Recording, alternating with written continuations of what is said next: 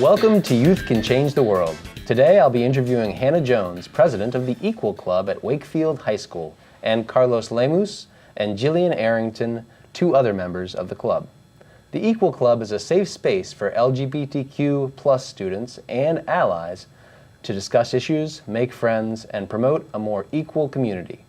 We'll be talking to them about how the club achieves their mission. So thank you for being on the show, everyone. I really appreciate your coming. Thank you for having us. Yeah. So my first question is, how did you all find the Equal Club? And how did you become the president of it? So I found Equal Club at the activities fair that they hold for incoming freshmen. So at the time I was an 8th grader, and I had just come out of the closet like a couple months before, and I felt super isolated. I really didn't have any friends who were LGBTQ. There was really no one in my family.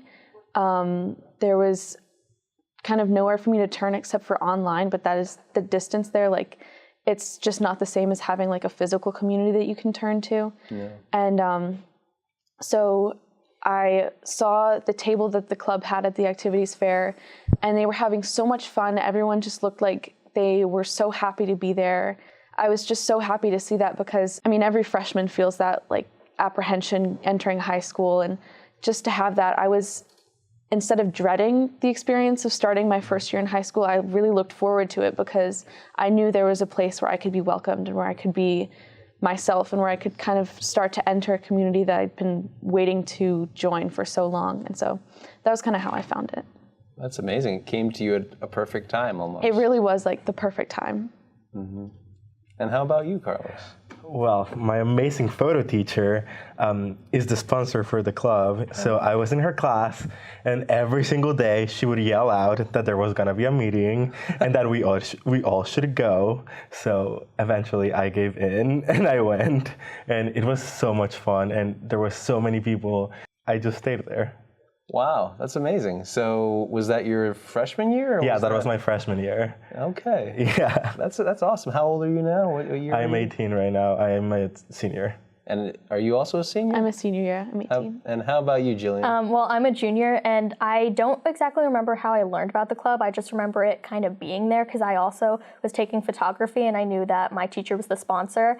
And she didn't yell at me to join, but like I remember going to her class one day after school, and just to like work on a project or something, and there was a meeting being held there, and so I was kind of aware of it, but I was too nervous to join freshman year, and then I was too nervous to join sophomore year, and so finally, now that I'm a junior, I finally joined, and wow. I asked my friends, like, do you want to join this club with me? Because I didn't know anybody there, and they were either busy or like, they didn't have a ride home, they couldn't go. And so I just like went by myself, and I kind of faced that fear, which was like a big deal to me because I was really anxious about it. And then I joined the club, and then I joined another club, and so it just kind of started everything. Was the Equal Club the first club you joined? I joined Equal Club and Young Dems at the same time, and because they're both things I'm like really passionate about, and I just made friends in those clubs, and it's been a really great experience, honestly. So what were you afraid of? That I wouldn't know anybody, and that's really hard because like I wanted to join freshman year, I wanted to join sophomore year, and so I finally I realized that first of all, colleges want you to join clubs. But even freshman year, when I wasn't worrying about that, I was still like, I truly wanted to join Equal Club just because it sounded like a cool club. And so I was just worried that I wouldn't know anybody. And even like now, I joined not knowing anybody, and now I know people, so. Was there any worry about, like, in terms of the school itself, is the school as a whole accepting of the Equal Club? Or was there any stigma that you were worried about in joining the club? Well, I mean, I actually asked a bunch of my LGBTQI+ friends to join, and they were busy, and so I just kind of I'm straight and cisgender, and I was like, I might as well join and just be like a good ally and just keep myself informed, even though like I already was because a bunch of my friends had been coming out, but I just thought that would kind of tie it all together, I think as far as like a stigma of being in the club goes, I I don't think there really is one. We have a really like broad range of people, and that's always something I've been really proud of and really happy to see. Like we have one of the captains of the basketball team, the boys basketball team. We have awesome. theater kids, band kids, kids who are in the HILT program who barely speak any English. Who else? I mean, it's just a great range of people. Some cheerleaders. How many students are in it? It really varies.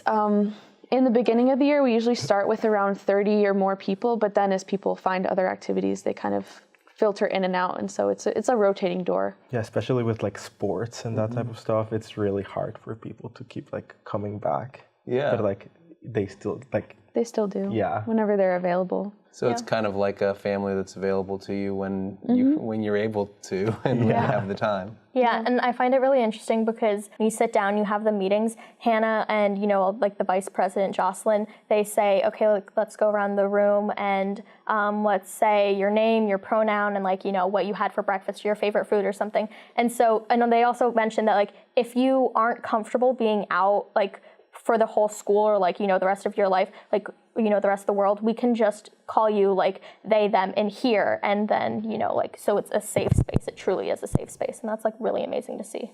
That's amazing. Yeah. Would you guys like to share your pronouns here? I use she, her pronouns. I use he, him. She, her. Yeah. And he, him.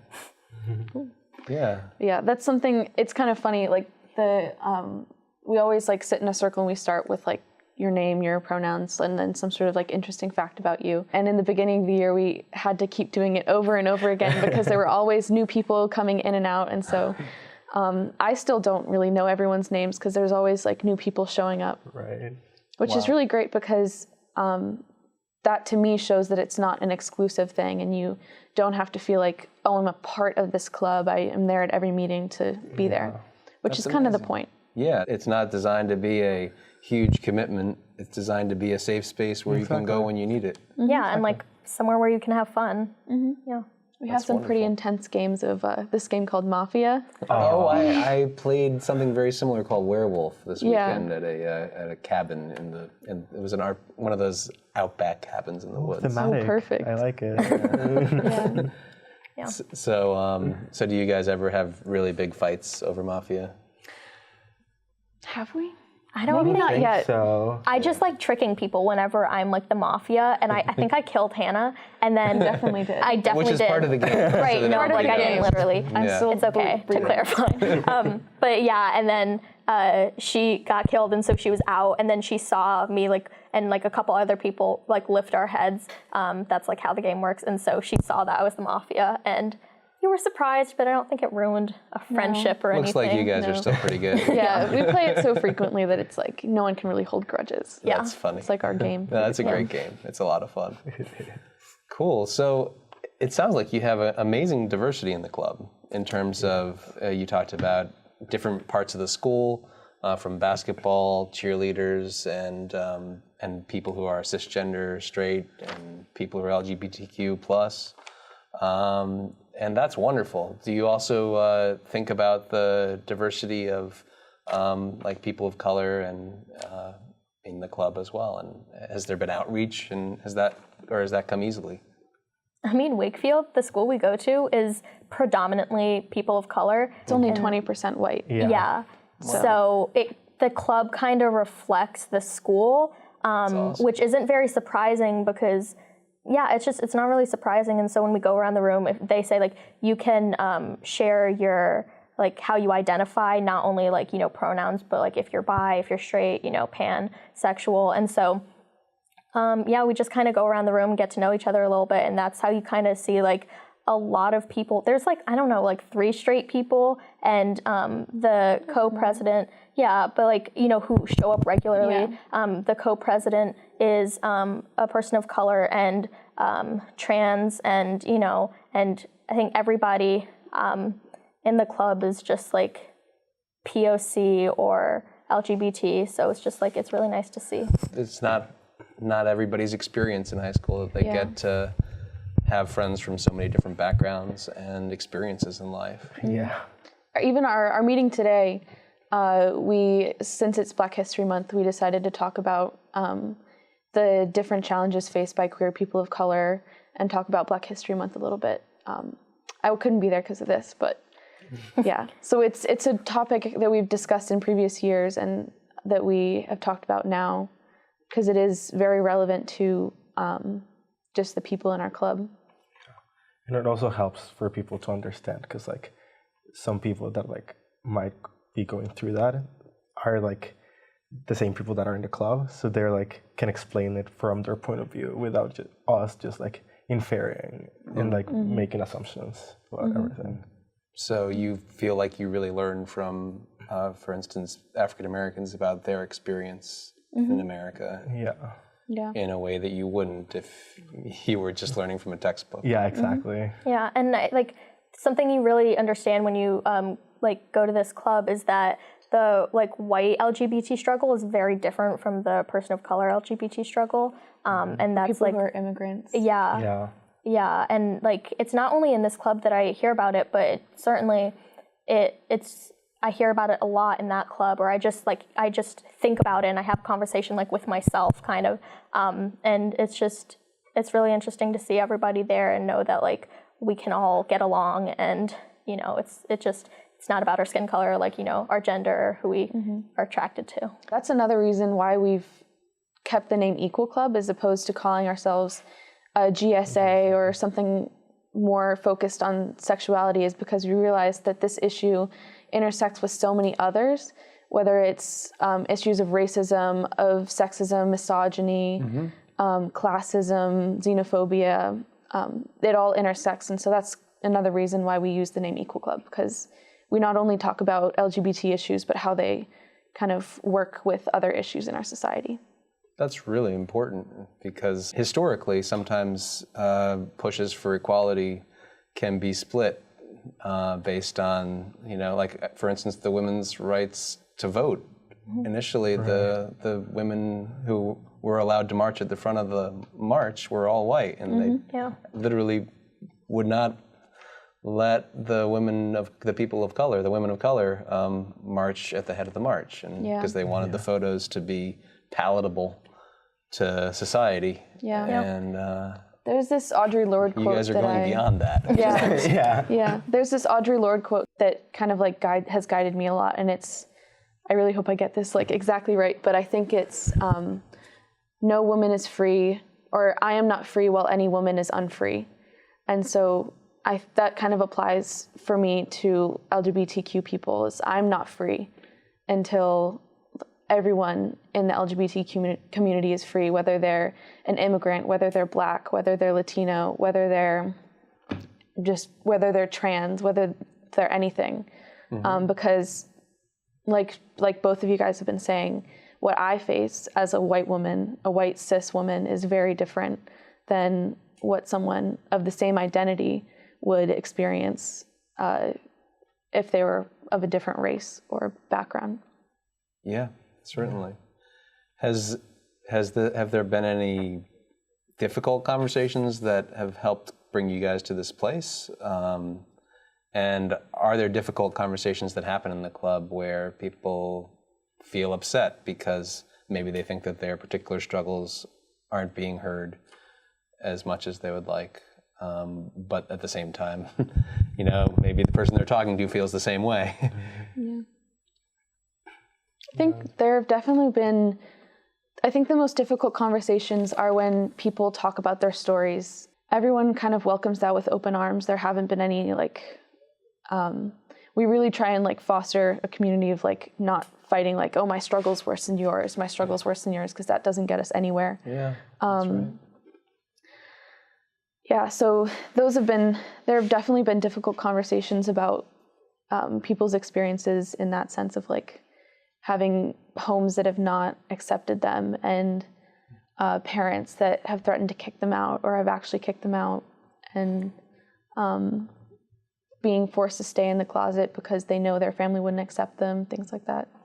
So it sounds like the difficulty really is the actual experiences, and you really successfully have achieved a culture where people don't pit their struggles against other people's struggles, where you're in it together.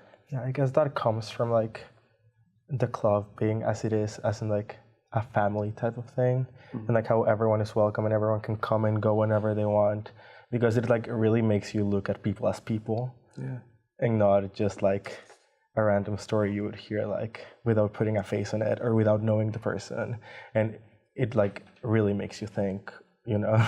It's amazing. Yeah. It's amazing what you guys are doing, because that's the pinnacle of, you know, that's the goal of equality, is to help people who have different struggles unite rather than fight against each other.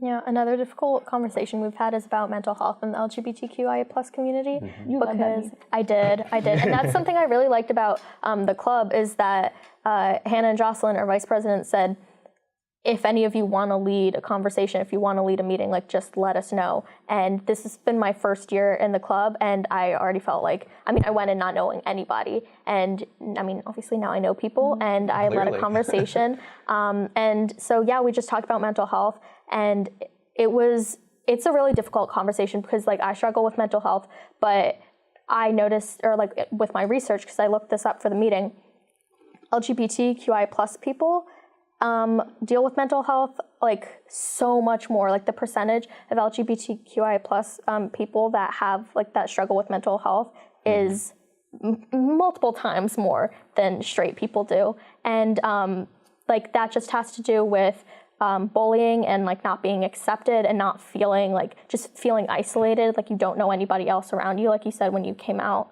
you didn't really have any friends or like people face to face that were LGBT.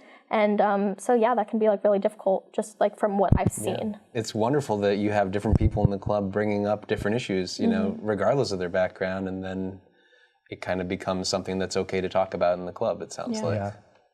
Yeah. Recently, one thing that we've done to kind of like make sure that not only there's diversity within our club, but also in our leadership, is we have a huge leadership team for our club. We have me and Jocelyn, who are both my president and vice president. But then we also have, recognizing that I'm graduating this year, Jocelyn's graduating this year. We also have 2 freshmen that are kind of like our junior president and vice president. And so that not only brings a new perspective of people who are brand new to this club and have just come out of like middle school, which is like a really hard time for many LGBTQ people as they like realize their identity and struggle with it and things like that. So, and also we have 2 representatives from every grade. And we really do, like Jillian said, we really do invite everyone, if they have a topic that they're really passionate about or really knowledgeable about, or would like other people to be passionate or knowledgeable about, we invite them to lead a meeting. So Jillian's done that. And we're working on you doing one as well. Yeah. So wonderful. What are you going to be leading, Carlos? Sex education between the LGBTQ+ community. That's wonderful. Yeah. Yeah. Wow. So by picking other people to lead meetings, or encouraging them, I should say, you're kind of creating sustainability. Yeah, it creates sustainability, and also makes sure that like it's not just my own concept or Jocelyn's own concept of like what the LGBT community means to us and what we think should be focused on, that is being actually focused on. Yeah, it's ownership, co-ownership. Yeah. I really appreciated, Hannah, that you sent a bunch of pictures from the club before this. We're all very photogenic. You are all very photogenic, absolutely. And I was impressed at a lot of the things that you all have done. One set of pictures was from the ceremony at the National Cathedral for Matthew Shepard and the interment there, which looked like a very meaningful experience. And I'm wondering if you guys would be willing to talk a little bit about that. I got a text from Hannah saying like 15 people or so can come, and like, so just like text me if you want to come. And usually before I joined the club, like I wouldn't have done that, because I would have been like, who else is going? Like, do I know anybody else who's going, you know? But I immediately responded and showed up and went. I rode with Hannah's mom and Hannah and her sister, and somebody else from our club. And it was really, really moving. Like everybody was crying. There were some drag queens sitting in front of us with like really long rainbow eyelashes. It was amazing, like just seeing everybody speak. It was really touching. And you guys were the only student group there? Yeah. and we all wore our club T-shirts. Yep. Yeah. Yeah. Awesome. Yeah. I saw the picture. It's Yeah. beautiful to see you guys in the rows and with the amazing towers of the cathedrals going up above you with your And like several Wakefield news Equal channels Club kind of t-shirts. hopped on that. To talk to us. But that's something we have our sponsor, Miss Davidson, to thank for, because she, that's not something that I really knew that much about because I wasn't alive when it happened. But she was, and it was really impactful for her. And so when she noticed that was happening at the National Cathedral, she was like, Hannah, we gotta go. And so we got a group together really last minute. And it was an official school field trip, which we were really lucky to have because it's not part of any curriculum, which normally field trips have to be, but our school still approved it and let us go. It was just amazing. We were riding in Hannah's mom's car and our sponsor's car, and it was just very last minute, but it felt like a family type of thing because everyone just with everyone. And it put Wakefield representing on the news. A couple news channels. That's amazing. It was also good because I kind of got to know more people through that trip that I wouldn't have necessarily been close to before. So that kind of gave me the opportunity to make some more friendships. So that was cool. And it was also cool. There were a lot of adults and older people that were at the interment that came and spoke to us, and they were like, "We're so happy that you're here. We're so happy that your club exists and that there's so many of you guys." Because they didn't have that. A lot of them didn't have that, and for them to see, okay, there's hope in the future, and for us to kind of look back into history and see how far we've come and how far we still need to go, it was really beneficial for both of us. Yeah, it really makes an impact when you're able to connect with history in a real and emotional way and meet people who lived through it and look forward at the same time. So, did you share that experience with people back at Wakefield in any way, or did you just tell everybody, "Hey, we were on the news"? Our school newspaper wrote an article about it and interviewed a couple of students, and I think linked to the other news channels that interviewed us. Nice. So we had that. That's actually how I found you guys. Yeah. And then at the next meeting after that, we talked about it a little bit, and the meetings before, there's a documentary about Matthew Shepard and his murder called My Friend Matthew, I think is what it's called.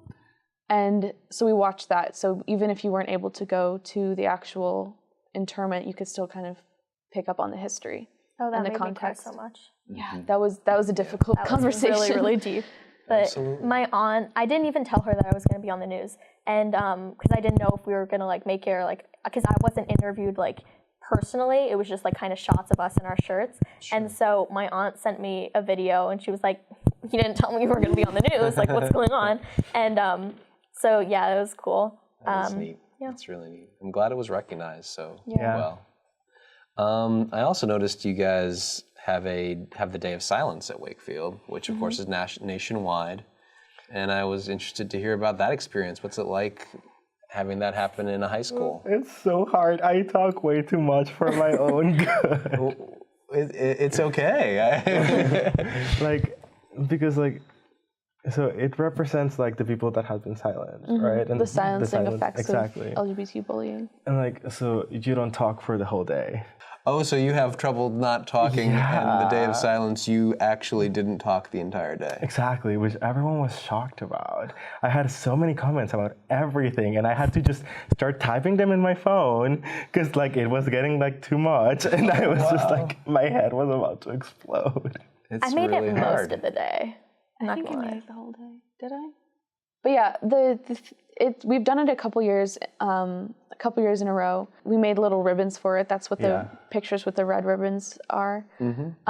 But one of the concerns we had when we did it for the first time a couple years ago was that teachers weren't going to be receptive to it. But I think for the most part, teachers have been they understand, because we have little printed out pieces of paper that say this is what I'm doing, this is why, and you hand it to the teachers, and most of them will be like, okay, that's fine, and they'll just create a workaround for you so you can still participate in both their class and day of silence. And it comes to like the point where they only see that like red ribbon and they just like don't even care anymore. Like they know what you're doing that day, so they don't even ask questions. They just keep going. So that's a really successful action. Like, And a lot of people like, there were some people that I ran into and they're like, oh, hey, Hannah. And I didn't say anything back. And they were like, what's going on? And then I'd show them the piece of paper and they're like, oh, I'm going to participate. So even people who like didn't see the posters or anything like that would like participated throughout the day. So the numbers just like grew and grew. So I think in the picture that we have of it, there may be like 10, 15, but there are definitely like probably twice than that, twice or more. That's that really participated in impressive. it. And the feeling that you have of wanting to say something and not being able to, it seems like it would pretty closely replicate what a lot of people really do feel. Yeah, It's got to be exactly. so hard when, I don't know, if you hear a joke that's against LGBTQ plus people and you don't feel empowered to speak up against it, that's got to feel really horrible. And likewise, if everybody's assuming you're cisgender, straight, and you're not, and you don't feel empowered to speak up, that's got to feel horrible too. So it's a really effective action. I heard you guys got some recognition from GLSEN for We this did, too? yeah. We posted that picture on Twitter and it got retweeted by them. It's awesome. Kind of the validation. Yeah, it's really nice when people recognize what you're doing. Yeah. That's why I'm glad we're here. Yeah, absolutely. Well, I'm glad you're here too. So I also noticed some other projects, like for instance the Upstander Pledge, and I'm curious whether you feel like it has had any impact on bullying. And actually, maybe first explain what the Upstander Pledge is. So there's a group in Wakefield called the Upstanders, and they work on like anti-bullying things. And so they have a week of action twice a year. And so recognizing that so much of bullying is motivated by gender and sexuality, and like stigma against that, we decided we should partner with them. And so that's kind of how the Upstander Pledge came about. And we also had some other activities that went with that, where we would write, we had balloons, purple balloons, and you would write on the balloon like something that had been said about you, like that's so, or like things like that's so gay, or like the F slur, or like things like no homo, or just anything that was hurtful to the LGBT community, and you'd pop the balloon. And so that was another activity that went along with the pledge. That's awesome. Just to kind of symbolize like the destruction of those words and those phrases. And have you all heard those words? Yes. At some point or another, Yes. Like, how often does this type of thing happen? Just the other day. This actually wasn't at Wakefield. I was at Yorktown for another event, and I was walking past a group of boys with a couple of my friends, and the boys were like laughing at each other, and they went, let's be honest. Like, let's be honest, lesbian. So that was just the other day. Yeah. But it is pretty frequently that I hear people say, that's so gay, or like call people the F slur. And, I used to hear that all the time misgender when people. I was in high school. Yeah, it is pretty common. It's still common. Yeah, and like this happens a lot in the LGBTQ community too, like by other LGBTQ people, like just not always like slurs or something, but I have heard somebody who's trans say that like asexual and aromantic people shouldn't be in the LGBTQI plus community. And I wasn't able to like actually speak with them about that, but that's definitely something we should like bring up at a meeting or something, because that person's in the club. And so it's just like, when people don't understand other people, it makes it more difficult to get along. So we need to talk about that more. That makes a lot of sense. Yeah. So there's different levels of bullying. And a lot of it comes from outside of, just from general. But sometimes people don't understand each other within communities. And there have been, along with like the Upstanders Pledge, there have been other like days and things like that we've done about bullying and harassment and like hurtful words like that. So for Trans Awareness Week last year, we made a bunch of posters just with like facts and things like phrases like reminding people to respect people's pronouns. And a lot of our campaigns and advertisements and things that we do really focus around hurtful things that happen, because that is our purpose, is to make Wakefield a safer space for LGBTQ people. So Sure. it's a lot of what we do is centered around that. Didn't we also give, like we printed out a paper with like kind of helpful stuff for teachers who have like trans students, you know, like please use the proper pronouns and like, you know, this is what you can do to make them feel more like, you know, safe and included. And we put them in the mailbox or? Yeah, we did. That was for Trans Awareness Week. We made kind of like a 1-page flyer that we both worked on that. And it kind of explained what Trans Awareness Week was. And like Jillian said, things that could make trans students feel more safe in the classroom, like instead of using terms like ladies and gentlemen, just saying things like everyone or students, or things that are more gender neutral. Yeah. Yeah.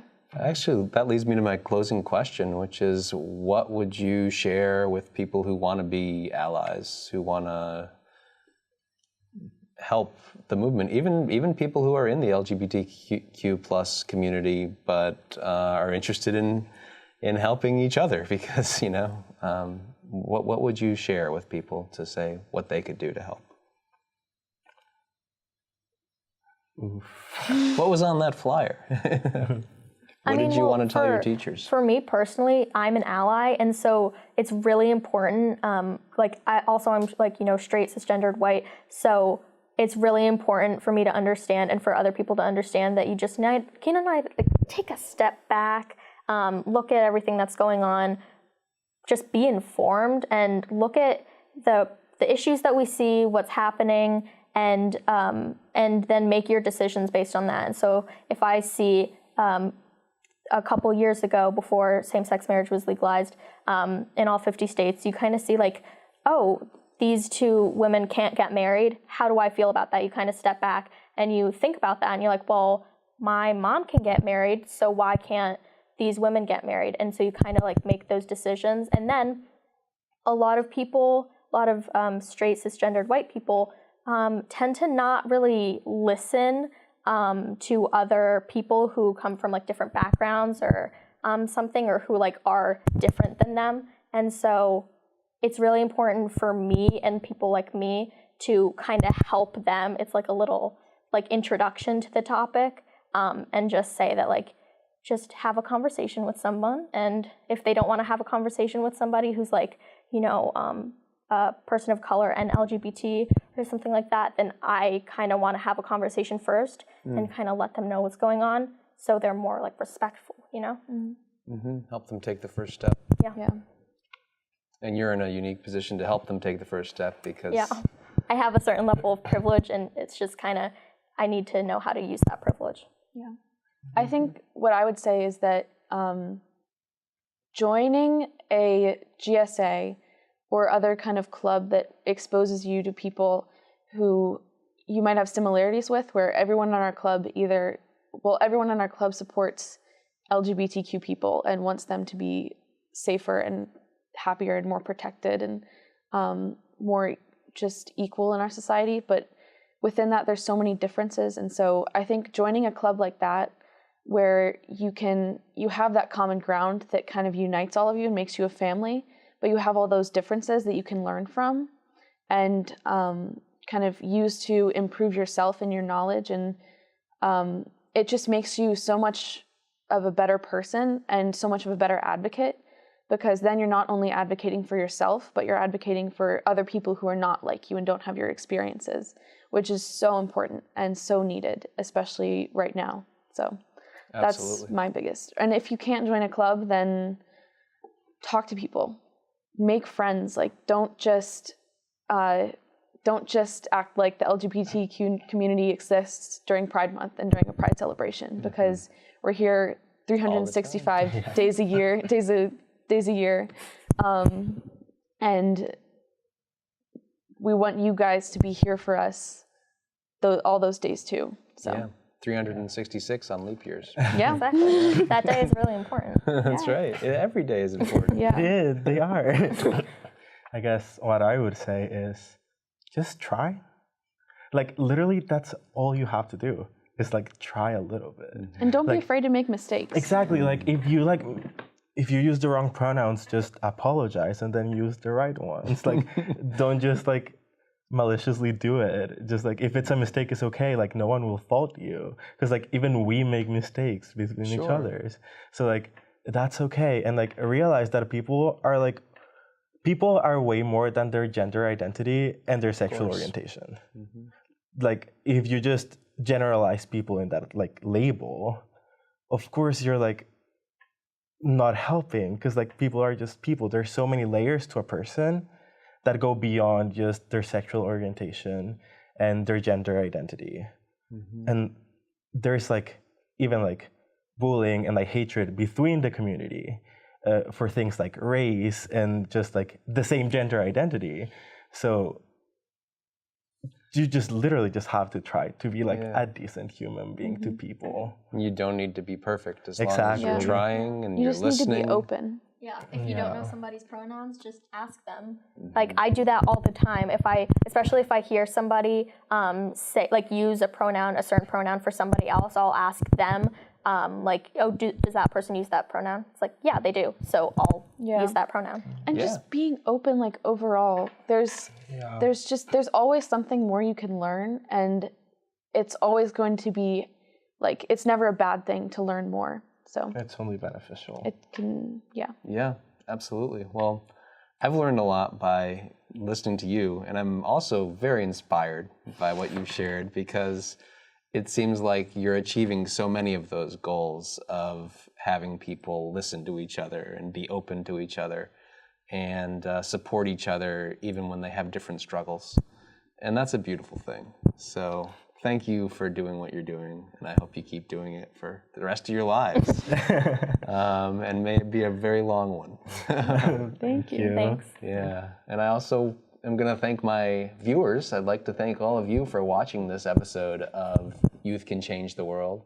And I hope that you remember to go out and be open and listen and try to understand and try to be a positive influence, a positive force in the lives of young people. Thank you for watching Youth Can Change the World, and I'll see you next time.